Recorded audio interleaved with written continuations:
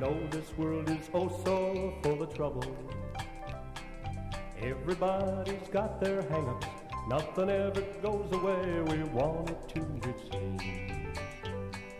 We won't let those troubles stop us, everything's gonna work out fine, just as long as we need each other till the end of time, sharing all our dreams.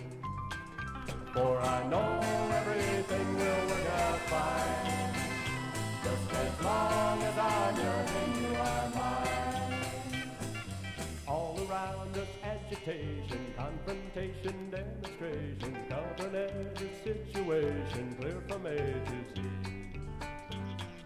I can't stop the aggravations of the people from all nations, but I know the combination that should always be. It's you and me. For I know everything will work out fine, just as long as I'm yours and you are mine.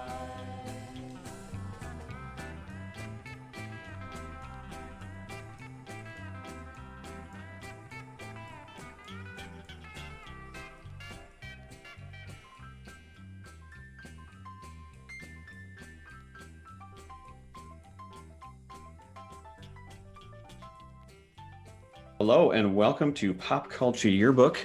This is our second episode of 2013, but our first one with real content. This is our movie episode where we each picked a movie to discuss. I'm Brad.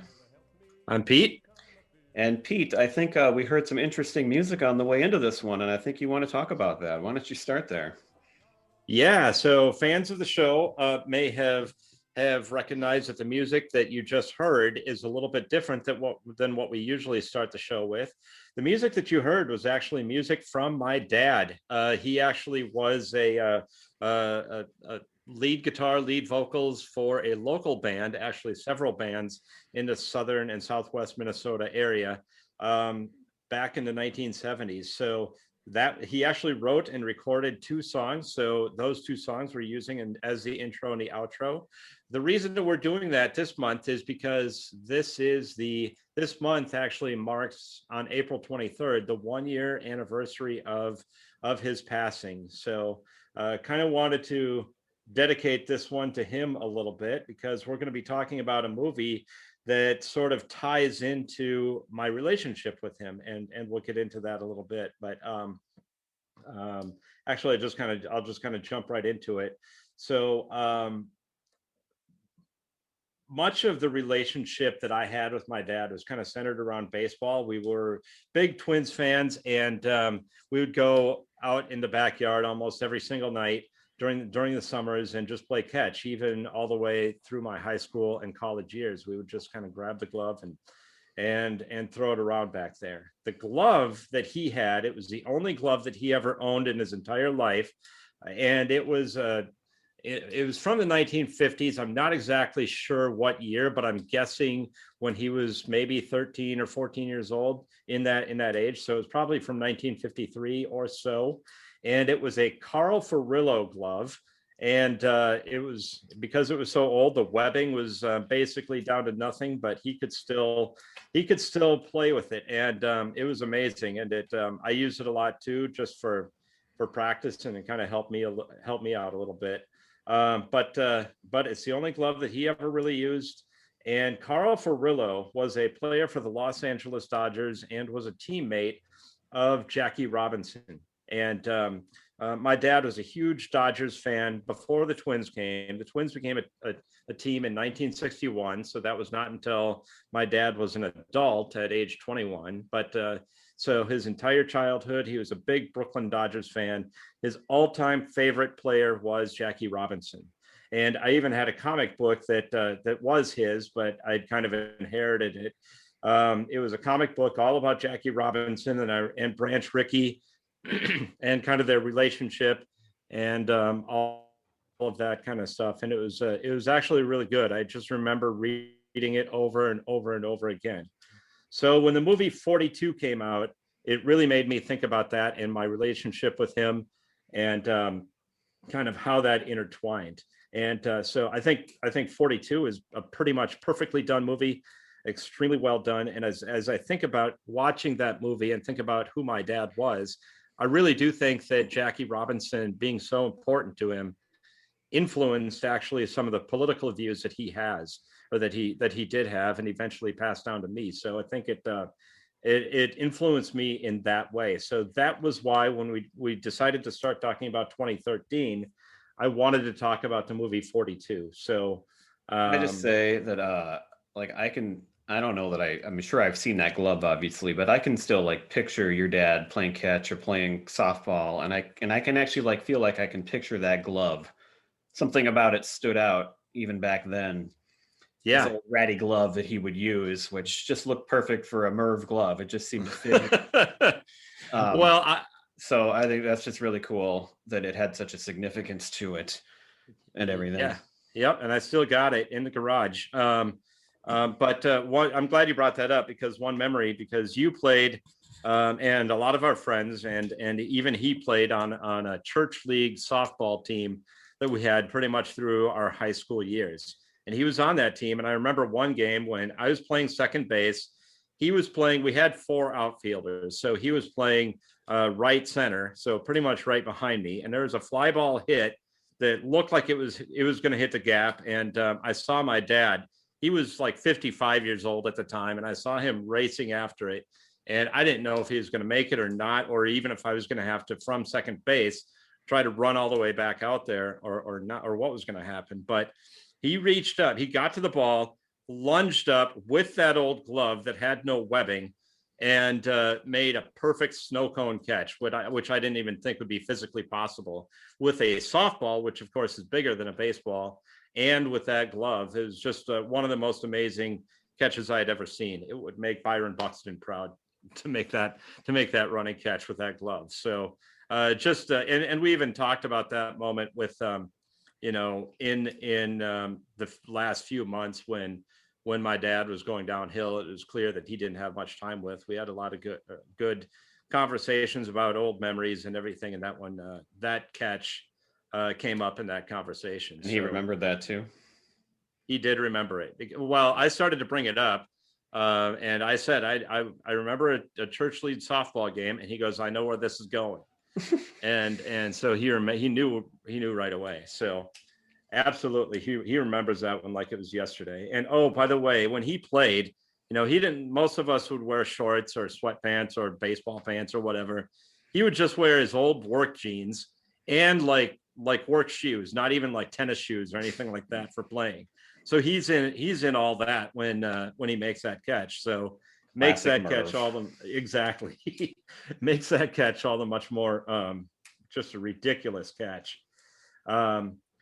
But going into the movie, so yeah, I wanted to say that I think ahead. that's such a perfect choice because of everything you've said and the timing. And when we first were talking about this year was actually a few months ago, and Chadwick Boseman had just died, and so there's so many reasons it was a great choice. But it was even better. I loved it because I never saw this movie, and I don't know why. Because I love baseball and I love sports, and I love Jackie Robinson, and I love stories like that. And so until you chose it, I had never seen it. So this was my first viewing, and so I appreciated the opportunity to watch it because I might have never seen it otherwise. So yeah. So what do you think of the movie itself? Oh, what did I think? Sure, you go first. Okay. I've talked long enough. Well, I did enjoy it. At the very beginning of it, I was just a little bit like leery because I felt like some of the scenes were not like over the top dramatic, but just kind of like, setting that tone where I thought, is this going to be kind of like a TV movie almost? And they were so short and quick. It was like just a skit after a skit.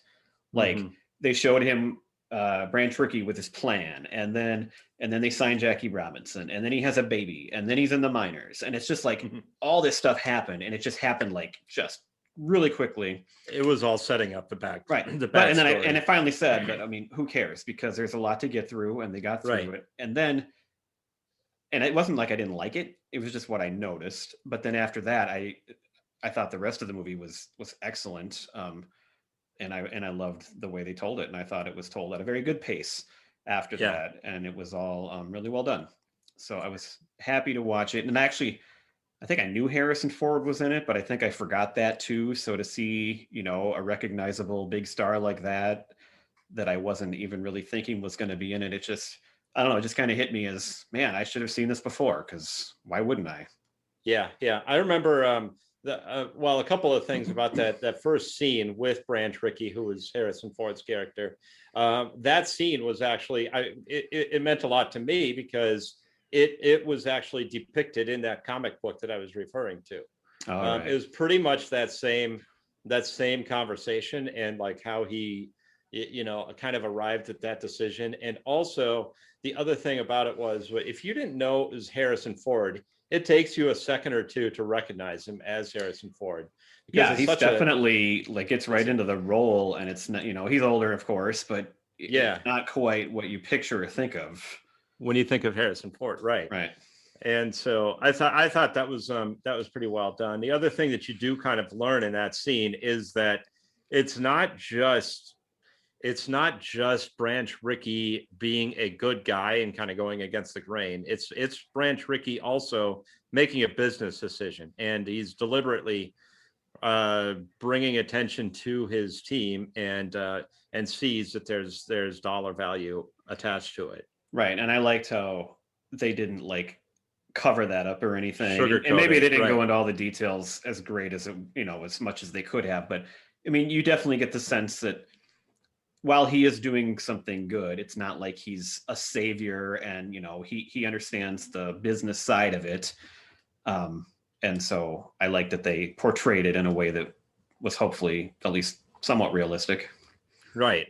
Yeah, absolutely. I think there's part of it too. And he was very like open with Jackie Robinson right at the beginning, right? Too. I can't remember everything, but I mean, didn't he basically tell him all these things too? And like, yeah, he basically said that you are going to basically put up with a lot of shit, right?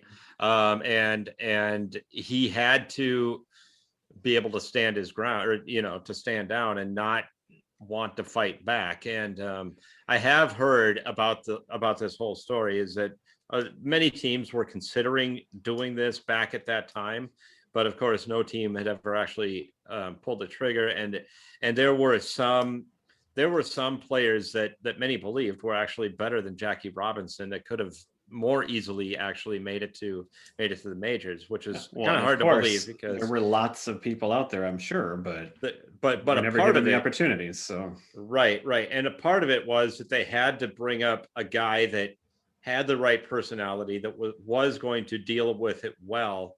And I don't even know how you could deal with it, you know, that kind of abuse that he took later on in the movie. Most notably, the guy for the Phillies, that Phillies manager, was just absolutely. And I know that he wasn't in real life. I'm sure he wasn't the only example, obviously, but it was the one that was really depicted. But I would not have handled it as well as Jackie Robinson did at all. Yeah, and you had brought that up before too, that you didn't know if he was a real guy or if it was kind of like a conglomeration. But like the whole scene where he takes the picture with that manager during his like apology, you can look that up on Google and you can find that picture. Like it exists. That was a real thing. This is the one that for the audience that may not have seen it, it's a picture of them. In the picture, they're holding a bat together. And I think part of the reason that they're holding the bat together is that they don't want to be shaking hands, because they, you know, the other guy, the Phillies manager, I forget. Did you write his name down? I did not write his name down. But he didn't want to shake his hand or anything like that. So, but he was willing to do a bat, and mainly it was like a publicity stunt, I think. I would have never taken that picture. He was really really bad, over and over and over to him, and I don't remember why they got him to apologize or not, but he did have to eventually.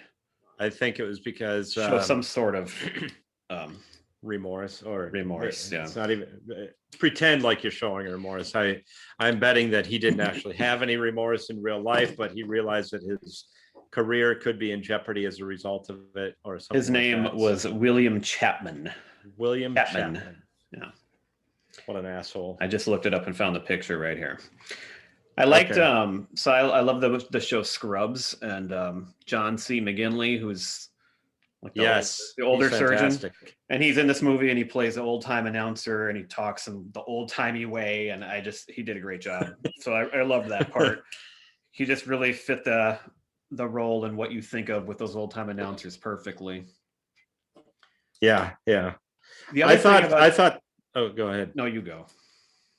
No, I was just thinking. I thought it really depicted when he's in spring training and in the minors and everything, how like even as he's doing great things on the field and everything, the manager is like, well, there's still an N word out there, and you know they had to worry about throwing at his head, and he was just like, well, what are you going to do if they throw at your head? And he just said, I'll duck. Okay, well, it was kind of a funny line, but it was a good line, um, just a really sad state of affairs, obviously. Speaking of the manager, the other thing about the movie that I noticed that I thought was a little bit weird was so they had to switch managers early on in that season. And I mean, they made a huge deal out of it, like because it was, you had to get the right guy who was going to come in and and be able to pull this team together and make it all work. And they brought in this old guy, and it was this big thing. And then like after he started being the manager, I felt like we never saw him again. It like they set up this whole thing, and then it just disappeared, and it never became a thing after. And I just the way I watched it, the way I noticed it was I just thought that was weird that it seemed like there should have been some follow up, like how he helped or handled the team or things that he had to deal with, being the new manager coming into the. They had to work him. It was as if they had to work him into the story because it's what happened in real life. The original manager, I think, got suspended because he was like having an affair or something like that, which was that's right.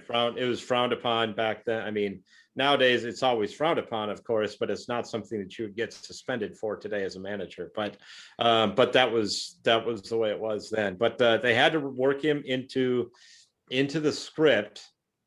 But you're right. It was because by the time that he came in, they were so deep into the other story that they, I don't know if they could have worked him in any differently, but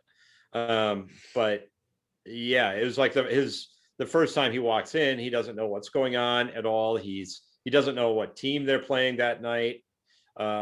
That was one of the things they incorporated. I'm not sure if that was real. Based on that, you'd think there's going to be some problems or something, and then it all just kind of disappears. And or they would like this guy is just going to get run over, Well, or it would build up, like he becomes like a great manager. Something big happens at the end. True. He's able to make. They could have, because he starts out like a bumbling guy that has no clue, and then they would have had to build it up rather quickly, though, because as we said, he was brought in very late in the movie itself, in the movie. So, but anyway, yeah, that was a really good point.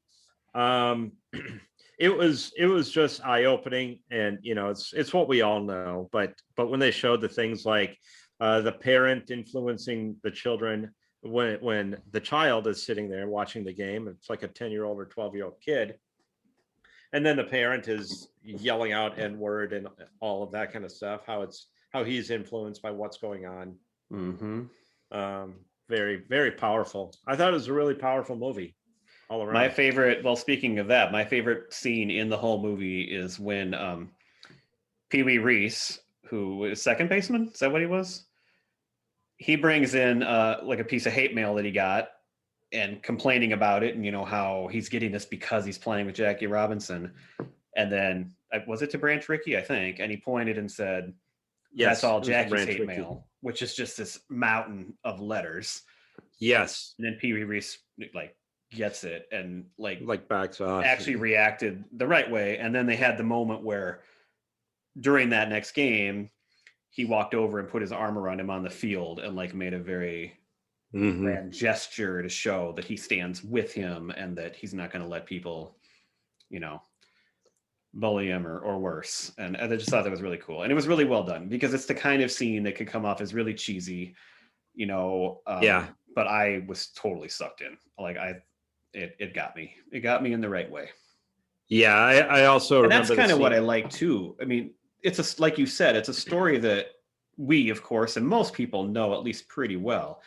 And I think maybe that's why I never watched it, because I was kind of like, well, what do I not? What am I going to learn here? It's just going to be, Right. telling me, But the movie did definitely entertain me and teach me a few new things that maybe I hadn't seen, and so that's what I liked about it. It wasn't just like run of the mill everything I already knew. It was done in a good way. So Yeah, it was a little bit different than, I mean, because it's based on a true story. I mean, it didn't build its way up to a big climax like The Natural. You compare it to The Natural a little bit, and that had obviously one of the most famous baseball movie scenes ever. But they did have, what was it? The guy hit a home run. He hit a home run at the end or whatever, but it was like not as climactic as some of the other movies. But again, it's because it's based on a true story.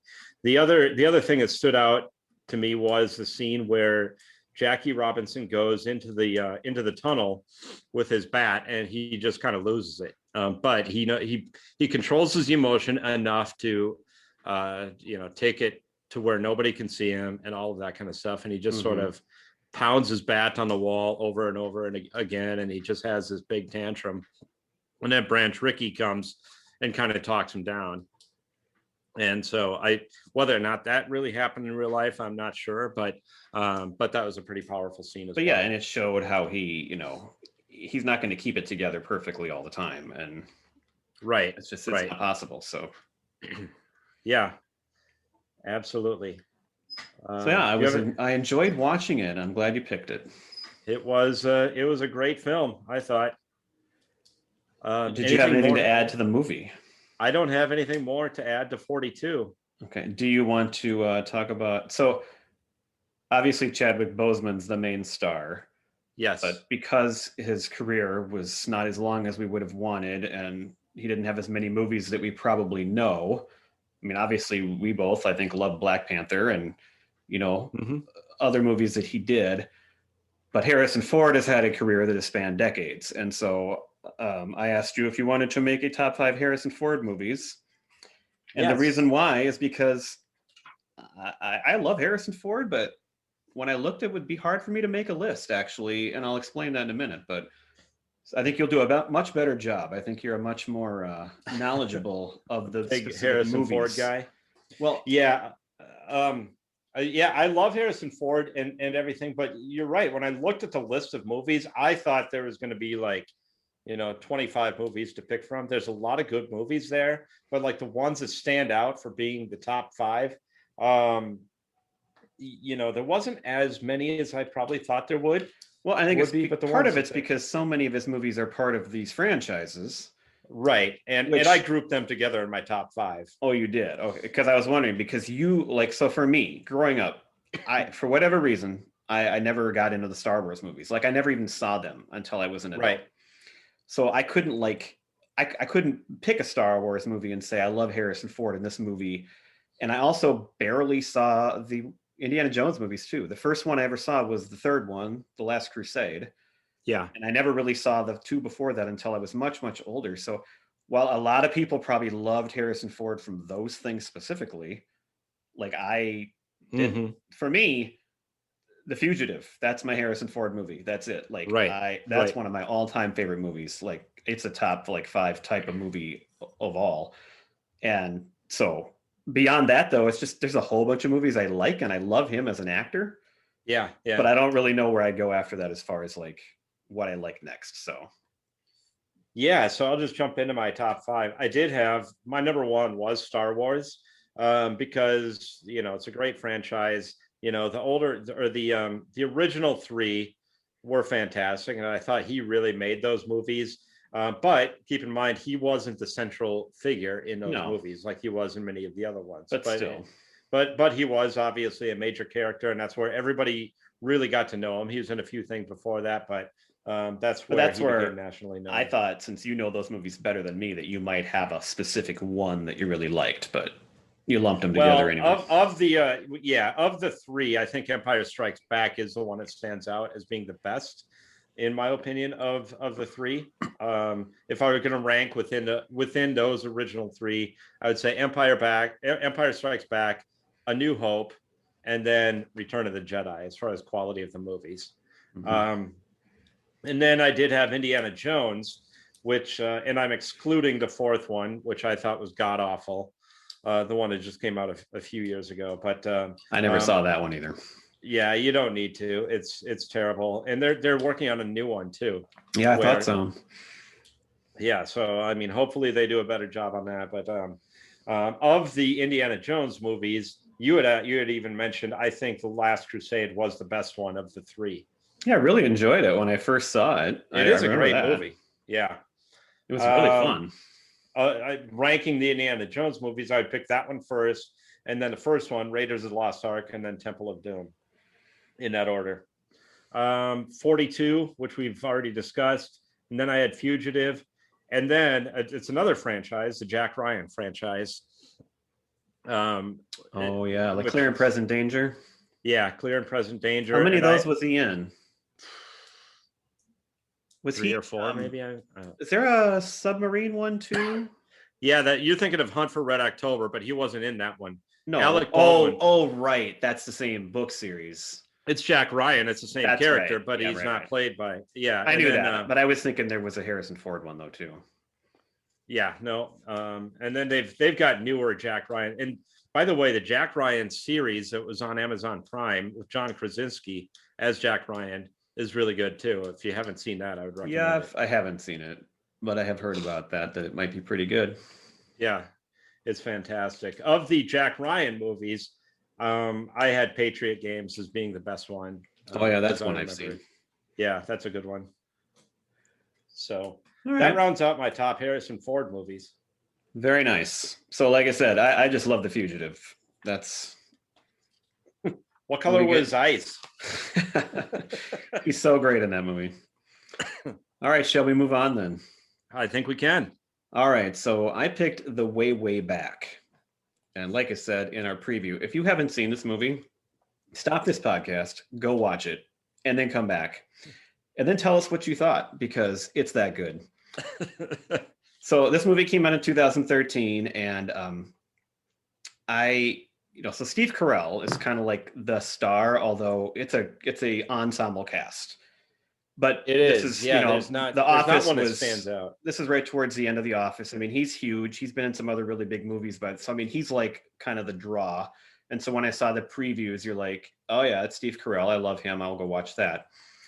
And I didn't know a lot about the movie, but me and my wife went to see it. I remember going to a matinee one afternoon. Like we just were looking for something to do and we're going to go to a movie. And I don't think we're going to be like, we have to go see this movie, but I'd heard of it and I'm like, we should go see it. It looks good.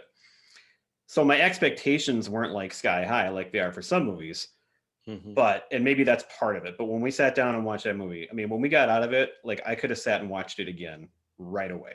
It immediately jumped into one of my all-time favorite movies list, like The Fugitive. Like, I mean, it was like that. Like, I just loved it. And so I got a lot of reasons why. But so this movie, if you have not seen it, it's more about a kid and his family. Steve Carell is like his wife's boyfriend. They're not married, right? So he's not a stepdad. Right. But he's been kind of living with them. You can tell he's been around for a while. And Steve Carell takes that family to his like lake house for like a month in the summer, which is like, I did have the question, like, what do these adults do that they can just leave for all that time? Because then there's other people living there too none of them work. They're all just hanging out. It's like they're in Denmark and they get a whole month off and this is what they do. Where do you summer? It's sort of like Dirty Dancing in that regard. It's almost like what they do in Dirty Dancing, but oh yeah, I digress. But so I mean, it's like a fish out of water. This kid, he's a total just like not a loser, but just he's very shy and he's very much to himself, and he's very awkward. And so he goes to this place and, he doesn't know anybody there. And it's all about him trying to fit in. And then there's all these adults too. And it's about how they are interacting. And there's just all these different family dynamics going on. And it's just it's hard to even explain what else it's about. Besides, it's just so great. And so it was written by Nat Faxon and Jim Rash, and those are two guys that I know from other things that didn't know they were writers at the time. So Nat Faxon, he's a really funny guy. He's probably a guy that if you don't know the name, you'd probably recognize him. He was on a show called Married that my wife and I watched that was hilarious. Judy Greer was on it. They were a couple. And Jim Rash was on Community. He was the dean on Community, and that's where I knew him from first. But they're also writers, and they wrote the movie Descendants, which, speaking of our preview episode, was set in Hawaii. It was with George Clooney. And so they kind of hit it big as writers with that movie. And then this was like their follow-up. And according to my friend Dave, who knows all this stuff, because The Descendants was so big, that is why they were able to get this movie written and put out there. Because, it's not like, this isn't like a star movie, and this isn't Not like a a blockbuster. blockbuster, right? It's Right. it's a story, and it's dialogue, and it's, much more low-key. So back to the cast. So Steve Carell would be like the guy that stands out, but this is an ensemble cast with great actors in it. So Nat Faxon and Jim Rash are both in it as well. They work at the water park where a lot of the movie is set. Maya Rudolph. Water Whiz Water Park, to be Exact. Water Yes. Whiz. Maya Rudolph is in it, and she works there. Toni Collette is the mom of this boy. Anna Sophia Robb, who is a younger actress at the time, but she is the daughter of one of the families that lives there.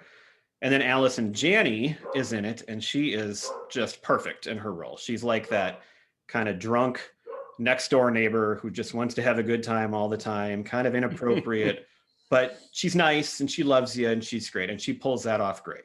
So there's all these great actors. However, this is where I really got introduced to Sam Rockwell, who is incredible. I knew him. I knew him. I had seen a couple movies with him at this time, so I knew that he was a good actor. But I mean, blown away. It just was amazing to watch him in this movie. It's a comedy role, but it's also, he's emotional. He's like a grown-up kid. He's like a kid that never grew up, and he works in this water park, and he just wants to have fun and screw around all the time. But there's a depth in him that you see as the movie goes on. And he's just amazing. And if you hadn't seen this, I mean, Jojo Rabbit came out, and he's been up for several, well, at least one Oscar, I guess. I don't remember how many now, but he's just an incredible actor, and everything he's ever done is just spot on. And just for a quick digression about awards, I firmly believe that he should have been up for Best Supporting Actor for the Oscars for this movie.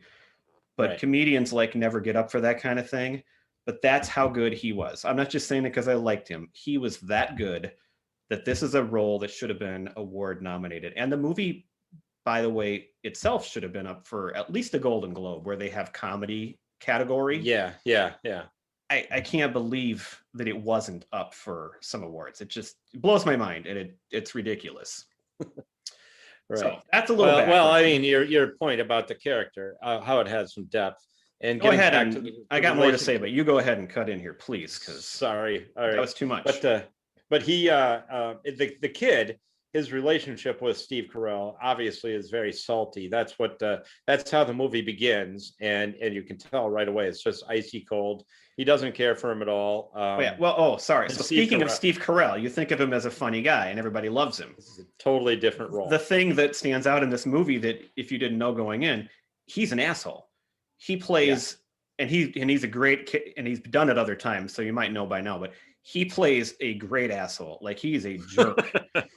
And so it's not the kind of role that you would expect from him. And so it gives him a new light too, that was kind of new at the time. Yeah, absolutely. And so the kid, as I just said, he's got a salty relationship with him, and he kind of needs a father figure, but he just cannot connect to the Steve Carell character. And we never really get introduced to his real dad, or what happened. Did they say what actually happened there? Or maybe he died. I don't remember it ever coming up. If it did, I've completely missed it every time. So okay. But anyway, no.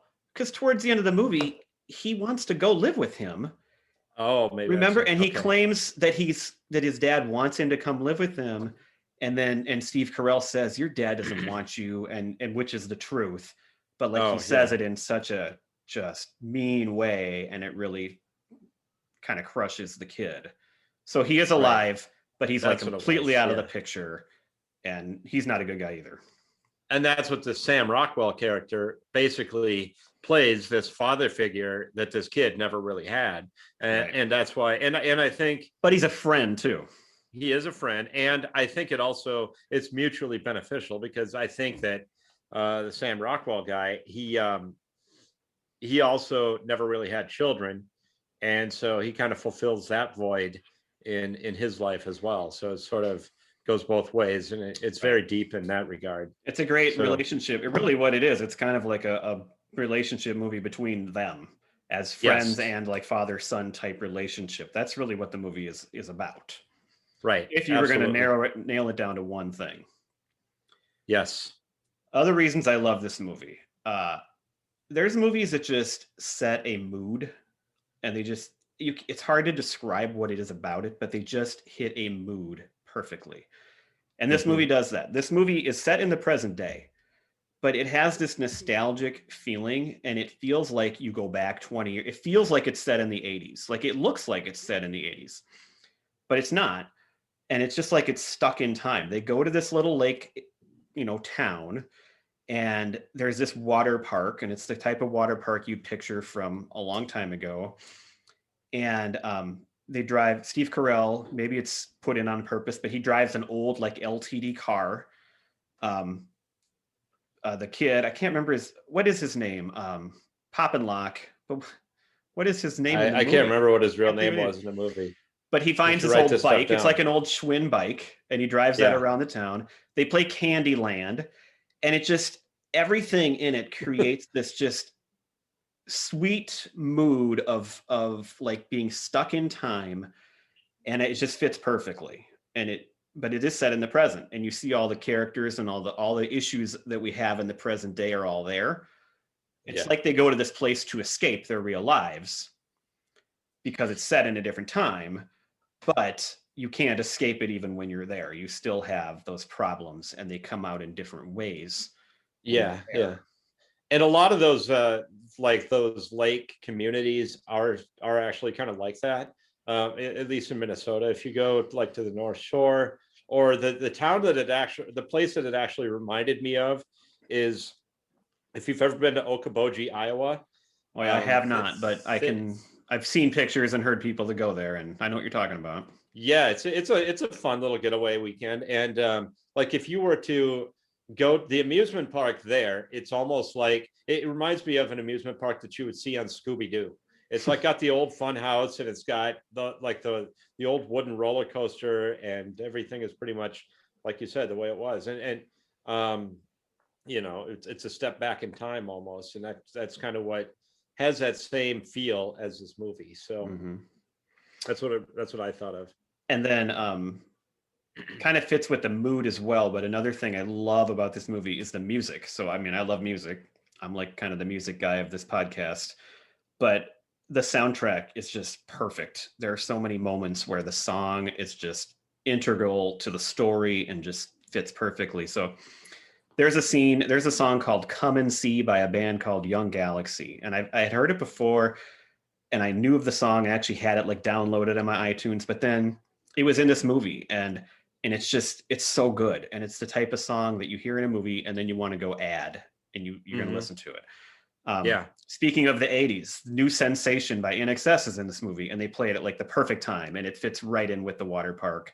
And I love INXS. And then the big one though is at the end of the movie, kind of a Minnesota connection. They play the song Alone by Trampled by Turtles, a Minnesota band. And I mean, there's hardly a song and a moment in a movie that like are intertwined more perfectly than that. And again, I can't explain it unless you watch it, but it just fits perfectly, and it gives you all the feels, and it makes the hair on my arms stand up, and it's perfect. And that song is great, and it fits that moment. And so they nail the mood, they nail the setting, they nail the music, The cast is perfect. And then, I mean, and the story is great on top of it all, but everything about this movie just works. Let me ask you this, see if you can figure this out. I know that on the surface, the title of the movie is way back. It's in reference to in the station wagon. All right, He's it's not an sitting way LTD, back. it's an old station wagon. It's an old station wagon, right. which I remember. Yeah, And he sits in the back of it. But what kind of, does that have like a deeper meaning to it? Like what does that mean, do you think? I've actually thought of that before, and I don't think I've ever come up with any answer. It's a really good question. There's got to be more to it than just that. Right. Because maybe it's because the movie feels like it's back in time a little bit, but I don't know if that's. It's sort of in the car where he goes for refuge, and the very last shot in the movie is basically the mom kind of does want to connect with him, and she goes into the way back. And I wrote this down. Of the station wagon, and then that's where it's kind of a happy scene and whatnot. So yeah, at the end of the movie, the scene where they're gonna leave, and Steve Carell basically tears him out of there because he's mad, and the kid doesn't get to say goodbye to his new friend, who's like his new like father figure, and he busts out of the car. And I don't give the whole thing away but even if I do, it's not gonna matter.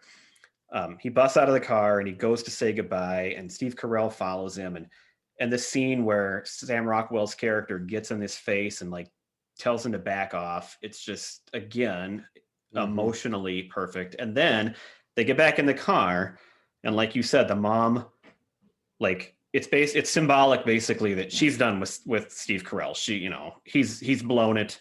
She leaves the front seat, she crawls to the back seat, she sits next to her son, and they just sit there and kind of cry and smile. And it's not a happy ending. It's not like everything's perfect, but it's the happy ending would have been if she got together with Sam Rockwell, and then that would have been, or like if they had stayed there even longer. And yeah, but and he'll probably go back, you're sure, someday, and they're not going to be done, but it's real. They can't just stay there forever, and he can't just. But he's kind of in a relationship with the Maya Rudolph character. Well, yeah, that's who he wants to be with. So that's what seems like by the end the problem is he's such a child that she keeps waiting for him to grow up, and she can't handle it. But right, you get the sense at the end that he's finally understood who he is, and he's going to turn to her, and he's going to be an adult, and everything's going to work out for them, hopefully too. But it easily could not. Well, it's sort of, Brad, I've heard you describe this as a coming of age movie where the boy finds out kind of who he is and he matures. And I think the same thing happens with Sam Rockwell. So it's sort of a transformation into like you said, a next step of maturity for they for help each other. It's not just him being a father. Like the kid is a father to Sam Rockwell too, actually. Yeah. Again, in the movie, he ends up working at this water park for Sam Rockwell. And the coming of age part is the kid who has no confidence. He's just completely awkward and shy. All of a sudden becomes like he gets his confidence from Sam Rockwell, basically creates him. He gets his confidence from him, and he's a whole new kid by that time, by the end of the movie. And so you can see how he's grown and how he's going to be able to take that back with him to wherever they live when they get there. It even comes, there's a girlfriend character that he has too. Not exactly a girlfriend, really but yeah. But the way that their relationship grows is huge. And it's exactly the way it would be for a 13-year-old kid who is maturing. And then you can see kind of how he gets more and more confident around her as it starts out. He's totally, like you said, shy and awkward around her. But then he gets more and more confidence as the movie goes on. But in every character, even the minor ones have that, like Maya Rudolph, you get to learn who she is, the mom, Allison Janney's character, and that girl, it's Anna Sophia Robb is the name of the actress. I can't think of her name in the movie either. Right. But she grows in the movie. Like she's friends with all these popular girls, and they all just want to screw around all the time. And you can tell right at the beginning of the movie, she's growing apart from them. And that kind of draws her to this boy, and they just become friends. And so you get to see her grow too. Like every character has this depth, and it's just, I cannot say enough about this movie. And I hope that two people go watch it after listening to this that never saw it before. That's all. If you are inspired one. by our podcast, if you're inspired by our podcast to see this movie, please comment on Facebook or Twitter that you did that. It'll make Brad's day. Or if you have seen it and just agree with me, go ahead and tell me, because I know you're out there. Like I said, there's people like you, for example. You had never seen this movie. I'd never heard of it, I don't think. Never heard of it until I picked it. And you love it, right? Yeah. You were not disappointed. So, and you're not the only person that I know that's had that reaction. So. All right. Fantastic. Yeah. All right. So, like I said, this kind of was the movie that really hit me off with Sam Rockwell. So I made a list. You did Harrison Ford. I made a list of Sam Rockwell movies that I love as well. And some of these are they're way up there. So my number one is this movie, because for me, it was like the first one. Mm-hmm. And I just think it just encapsulates him as an actor so perfectly. But my number two could easily be number one. So last year, Jojo Rabbit came out. Have you seen that? No, I have not. Oh, good Lord. You got to watch that. Do you know what it's about? No, I do not. Oh my God. So it's about this kid in Nazi Germany who's part of like the Hitler Youth, and he wants to be a Nazi. And he keeps seeing Hitler like as his imaginary friend. Yeah. And the imaginary friend Hitler is like this bumbling idiot, and you'd think it sounds offensive and like it could never work. It works perfectly. And Sam Rockwell again is a Nazi, but he's like a Nazi with a heart, and Scarlett Johansson's in it. It's amazing. It was up for Best Picture. I would have picked it as the winner. It's amazing. I do remember it. Now that you explained it, I do remember seeing that one at the Oscars last year. Put it on your list and watch it. All right.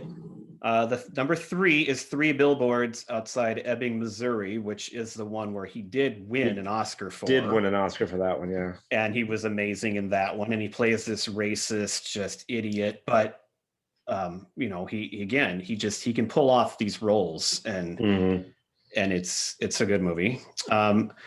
Number 4 also came out last year. I really enjoyed Richard Jewell. He plays kind of this lawyer, but he's not like a big in your face. He's kind of just this minor, but he's trying to help him. And so he's not playing Richard Jewell, but he's the guy helping him.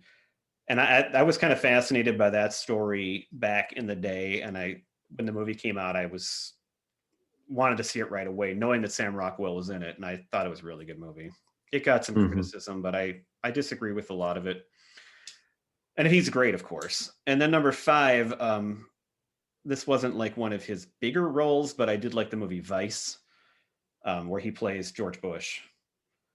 The movie. Oh, really? So he plays George Bush, W. Okay. So he's not in it a ton, but he plays it great. And then, so those are the 5 I know pretty well.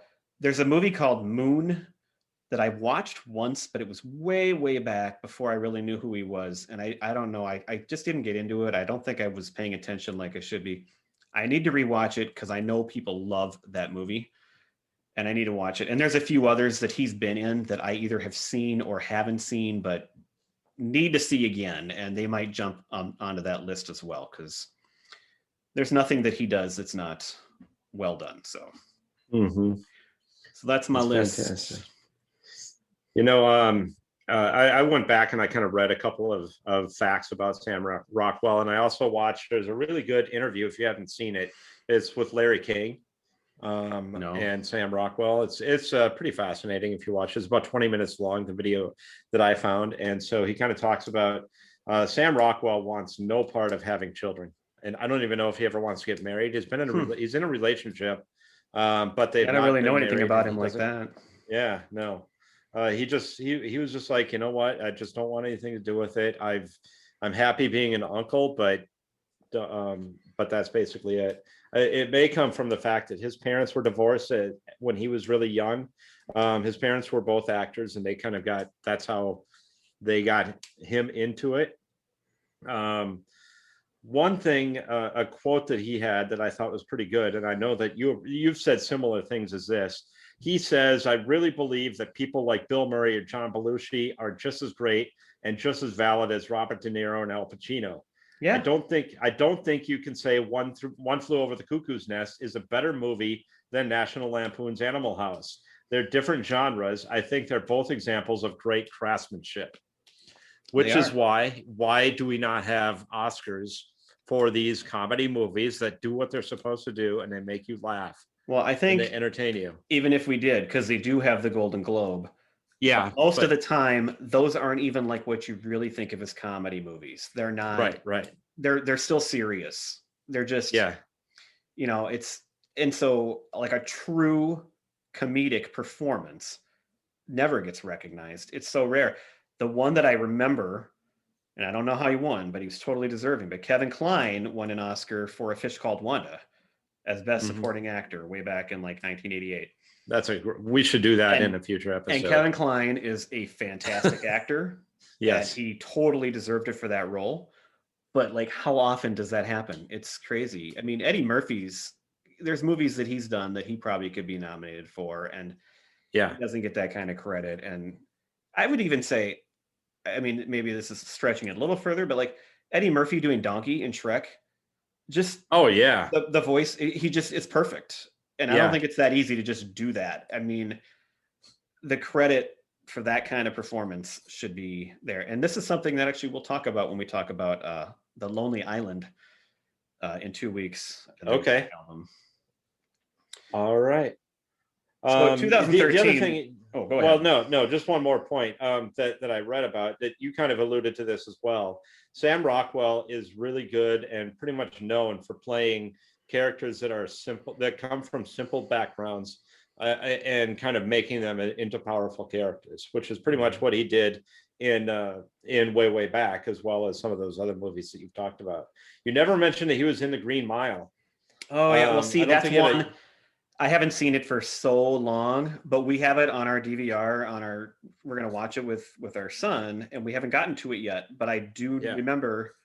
So when I see that, because doesn't he play like a crazy? Yeah, he's really good, right? Yeah, I think he is. So I'm looking forward to watching it, not just because I like the movie and Tom Hanks and everything, but him too. Because back then I wouldn't have known who he was at all. Right. Okay, I'm done with him now. If you want to go on to you, I'm done with him. Well, I like the work you did. So 2013 was actually a great year for movies.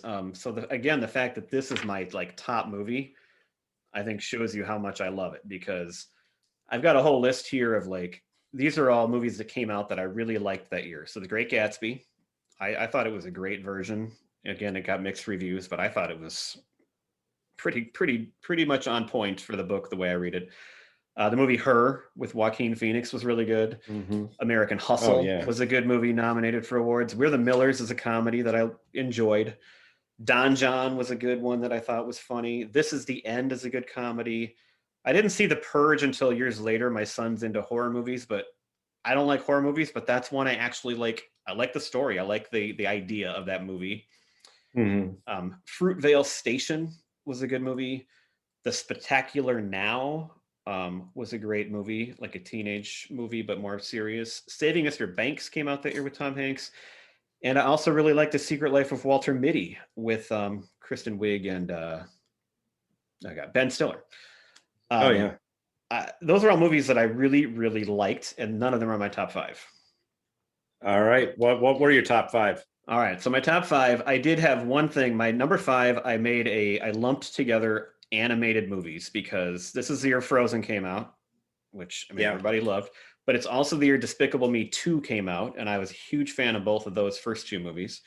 And Monsters U came out that year. So Frozen maybe would be my favorite, I think, but all three of those are good. So I lumped them as animated movies, number five. Number four, I had Nebraska with Will Forte. I love that movie. So Alexander Payne, great writer of movies. Number three, I had The Wolf of Wall Street, which I don't know. I mean, it's just, there's so much going on in that movie. I liked it a lot. There might have been things I didn't like. It's really long, but overall it was really entertaining. Number two, this is another one of these small movies, and if I hadn't picked The Way Back, this could have been my choice. So there's a movie called About Time. It's directed by Richard Curtis, who made Love Actually. And it's got Rachel McAdams in it. And it's got some other people you might know. But like Domhnall Gleeson's in it. And he's been in lots of movies. You'd recognize him now. He's like the main character. Mm-hmm. It's about time travel. And it looks like it's a romantic comedy. And there is some, I mean, that's part of it. But really, when you watch it, you realize this is actually like a father-son movie. And it's beyond just the romance between the guy and the Rachel McAdams character, because that's the main couple. Mm-hmm. It's fantastic. I love that movie. My wife loves that movie. That's another one where it wasn't that big. Not everybody knows it, but if they've seen it, I think they love it. Mm-hmm. So I would throw out a big plug for About Time. And then number one was The Way Back. So, all right, you go. The one movie that really stood out for me is a movie called All Is Lost with Robert Redford. I did see that too. Yes, that's a movie that I took an intro to film class in college, which was, you think it's kind of a slough class, which it was. However, I thought it was a really interesting class because it teaches you all about like cinematography and like what the different symbolism within the photography and all that kind of stuff means and whatever. This seems like it would be a really good movie for that class. We did watch movies in that class like North by Northwest and Citizen Kane and some of those kinds of movies. This one kind of falls into that group where it's almost no lines in the movie because he's the only character and he's lost at sea. Mm-hmm. And it's the way that it was done. I just remember it being, I haven't seen it in a really long time, but I remember it being a really, really well done movie. And it had me to the edge of my seat the whole time. And, I compare that. I like those kinds of movies so much better than like the Avengers movies, where it's like all about special effects and action mm-hmm. and everything like that. When they can use the cinematography and whatever to get you engaged, I love when they do that. I don't hate the Avengers movies, but just as an example. Right. They're different, but right. Exactly. I liked it too. And I'm a huge fan of Castaway. I love that movie, which similar feel at times, at least. Same kind of thing. I also had Frozen, and you did say Nebraska. That's another one that I just love that movie. I could go back and watch that one again over and over again. I also had Her, and I do like really well made documentaries. I had Blackfish as my last one.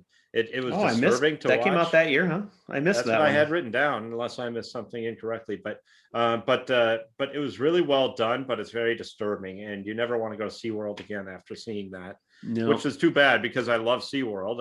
I've been to both of them, or actually there's three. I've been to. Where are they? San Antonio is the third one. Well, San Diego. San Diego. San Antonio.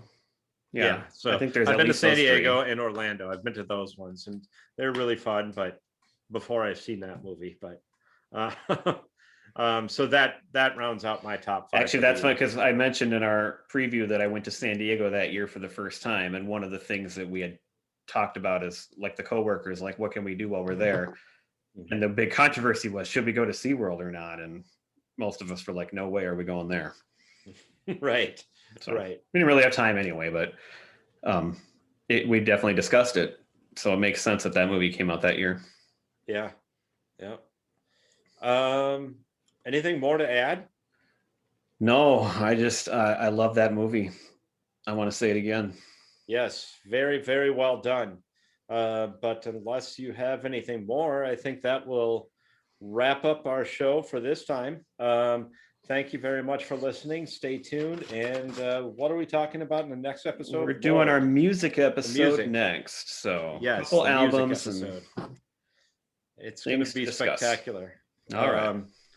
All right. Well, we'll wrap it up. And again, the music that you're about to hear is from my dad, Merv Peterson. And so I hope you enjoy the music. Bye. Bye.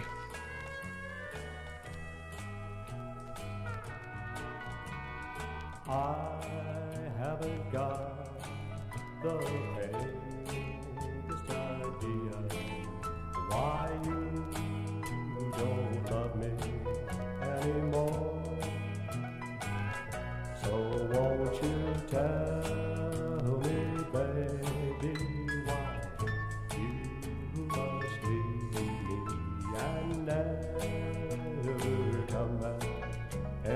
anymore. So won't you tell me, baby, why you're going away? Tell me the reason, so I won't have to say that, baby. I haven't got the vaguest idea why you don't love me anymore.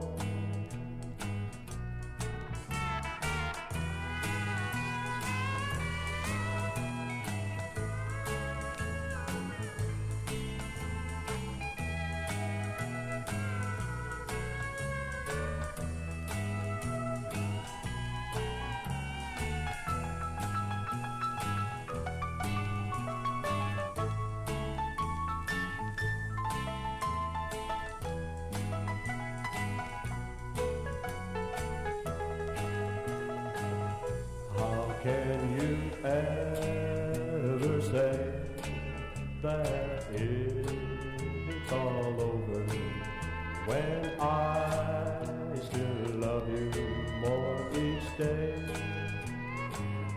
So won't you stay a while and talk things over, for leaving's not the only way. So won't you tell me, baby, why you're going away? Tell me the reason, so I won't have to say that, baby. I haven't got the vaguest idea why you don't love me anymore. Why you don't love me anymore.